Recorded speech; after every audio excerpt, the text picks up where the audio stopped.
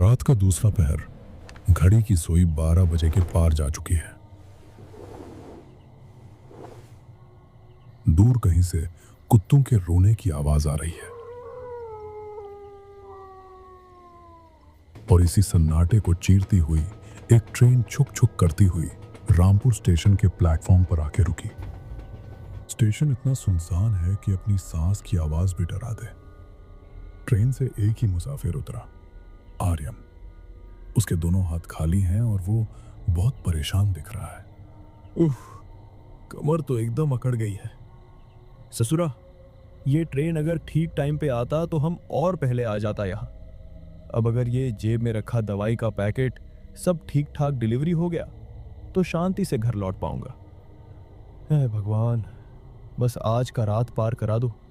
जगह तो एकदम अच्छी नहीं लग रही। आर्यन ने चारों तरफ देखा। स्टेशन मास्टर का केबिन भी अंधेरे में डूबा था। सिर्फ एक पीली लाइट टिमटिमा रही थी जो कभी भी बुझ सकती थी। आर्यन प्लेटफॉर्म से नीचे उतरा और बाहर की तरफ चल पड़ा।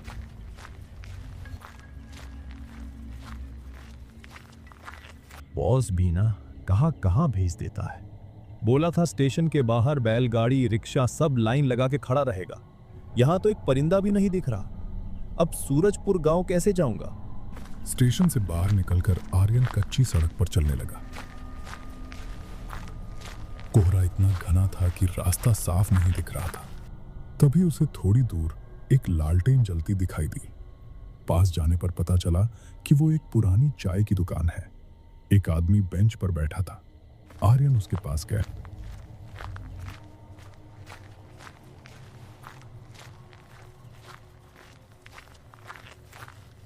लेकिन दुकान के आगे जाके खड़ा हो गया। दुकानदार रतन अजीब नजर से आर्यन को घूरते हुए बोले, अरे भाई साहब, इतनी रात को यहाँ पर क्या कर रहे हो? आपको कहाँ जाना है? काका, मुझे सूरजपुर जाना है। क्या आप बता सकते हैं यहाँ से कितना दूर है? और यहाँ पर तो कोई गाड़ी या बैलगाड़ी भी नहीं मिल रही। काका ने गुस्से में कहा, सूरजपुर? माता खराब है क्या? वो तो यहाँ से बहुत दूर है। और अभी अभी आप कैसे जाएगा? रास्ता भी तो ठीक नहीं है बाबू, जंगल का रास्ता है। देखिए दादा, मेरे जेब में जो बॉक्स है ना, इसमें बहुत कीमती और ज़रूरी दवाई है। कंपनी का ऑर्डर है, आज ही पहुंचाना होगा, नहीं तो नौकरी चला जाएगा। नौकरी का चक्कर बड़ा खराब होता है। लेकिन सुनिए बाबू, एक बात बोले, आज रात यही रुक जाए, बेंच पर सो जाए। उधर जाना खतरे से खाली नहीं है। आजकल तो ऐसा मासूम इंसान देखा ही नहीं जाता जो सच बोले, और जो दिखता है वो हमेशा इंसान नहीं होता। डराइए मत काका, मुझे जाना ही होगा। कोई गाड़ी वाड़ी मिलेगा? गाड़ी तो मुश्किल है, सावधान रहिएगा। कुछ भी दिखे या कोई भी आवाज दे तो रुकिएगा मत। और हाँ, पीछे मुड़कर तो बिल्कुल मत देखिएगा। ठीक है दादा, जय माँ काली। आर्यन चाय वाले की चेतावनी सुनकर और भी डर गया, लेकिन मजबूरी में वो आगे बढ़ा। सन्नाटे में सिर्फ उसके जूतों की आवाज आ रही थी। तभी पीछे से एक अजीब सी आवाज आई, जैसे कोई पुरानी मशीन सांस ले रही हो। अरे, कोई गाड़ी आ रहा है शायद। जान में जान आया। अंधेरे में से एक पुरानी और टूटी फूटी बैलगाड़ी निकल कर आई। बैलगाड़ी आर्यन के ठीक बगल में आकर रुकी। हाँकने वाले का चेहरा अंधेरे में था। ए दादा, कहाँ जाएंगे बोले? हम पहुंचा देंगे, बैठिए पीछे। ए दादा, आप भगवान बन के आए। हमको सूरजपुर जाना है। एकदम छोड़ देंगे। ऐसी जगह छोड़ देंगे कि फिर कहीं जाने की जरूरत ही नहीं पड़ेगी। आर्यन बैलगाड़ी के पिछले हिस्से पर बैठ गया। उसके हाथ अभी भी खाली थे और दवाएं उसकी जेब में ही थी। बैलगाड़ी ने रफ्तार पकड़ी। हवा ठंडी हो गई थी। आर्यन ने देखा कि गाड़ीवान बार बार पीछे मुड़कर आर्यन को नहीं बल्कि उसके जेब को देख रहा है। ये आदमी बड़ा अजीब लग रहा है। और ये रास्ता, ये तो जंगल की तरफ जा रहा है। करीब 20 मिनट बाद जंगल के बीचों बीच बैलगाड़ी ने एक जोरदार झटका खाया और कच करके रुक गई। चारों तरफ सिर्फ झाड़ियां और सन्नाटा था। अरे क्या हुआ भाई, ऐसे खड़ा क्यों हो गए? गाड़ी खराब हो गया क्या? कुछ नहीं बाबू, आप बैठिए। पहिया फंस गया है, थोड़ा हवा लगने दीजिए। तभी आर्यन ने देखा कि सड़क के किनारे एक पेड़ के नीचे अंधेरे में एक लंबा चौड़ा आदमी पहले से खड़ा था। गाड़ीवान उतरा नहीं, बस उस आदमी को इशारा किया। वो आदमी धीरे धीरे गाड़ी के पास आया। ये कौन है? यहाँ जंगल में क्या कर रहा है? फिर ले आया, मना किया था ना। अबे साला खुद चल कर आया है, तू चुप कर। ए बाबू, उतरिए मत, भाग जाइए यहाँ से। ये जगह ठीक नहीं है, हम पुलिस को बुला लेंगे, जाओ यहाँ से। आर्यन कुछ समझ नहीं पाया। ये आदमी गाड़ीवान को डांट रहा था या आर्यन को बचा रहा था। तभी गाड़ीवान ने गुस्से में बैलगाड़ी स्टार्ट की। साला पागल कहीं का, दिमाग खराब कर दिया। बाबू आप उतरिए, आगे रास्ता खराब है, बैलगाड़ी नहीं जाएगा। क्या? यहाँ इस जंगल में? हाँ, वो सामने देखिए एक पुराना घर है, वहां पूछ लीजिए, वो रास्ता बता देंगे। उतरिए। गाड़ीवान वहां से चला गया। आर्यन अब घने जंगल में बिल्कुल अकेला था। आर्यन के पास कोई चारा नहीं था। सामने एक टूटा पुराना घर दिख रहा था। दरवाजा लकड़ी का था और बहुत पुराना लग रहा था। आर्यन ने दरवाजे को छुआ भी नहीं कि दरवाजा अपने आप खुल गया। कोई है? माफ कीजिएगा, मैं रास्ता भटक गया हूँ। अंदर एक मध्यम रोशनी थी। एक आदमी कुर्सी पर बैठा था, लेकिन अजीब बात थी कि वो हिल-डुल नहीं रहा था। आ गए, हम तुम्हारा ही इंतजार कर रहे थे। आपको कैसे पता मैं आने वाला हूँ? क्योंकि यहाँ जो आता है वो अपनी मर्जी से नहीं, हमारी मर्जी से आता है। तभी घर का दरवाजा जोर से बंद हो गया और बाहर से आवाज आने लगी। दरवाजा खोल, शिकार हाथ से निकल जाएगा। अबे ओ, अंदर आने दे, आज बहुत दिन बाद दावत मिली है। ये तो वही गाड़ीवान और वो आदमी है। ये यहाँ कैसे आ गए?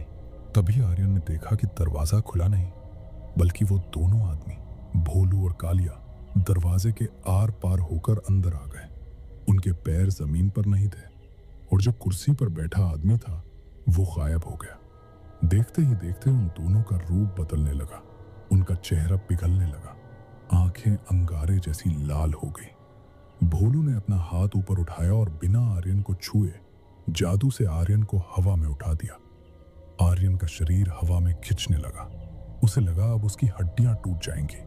उसने अपनी आंखें बंद कर ली और अपने परिवार को याद करने लगा। जब मौत एकदम सामने थी, तभी उस अंधेरे कमरे में एक नीली रोशनी चमकी और एक कड़कदार आवाज गूंजी। ये आवाज इतनी भारी थी कि पूरा घर कांप गया। भोलू और कालिया डर के मारे पीछे हट गए।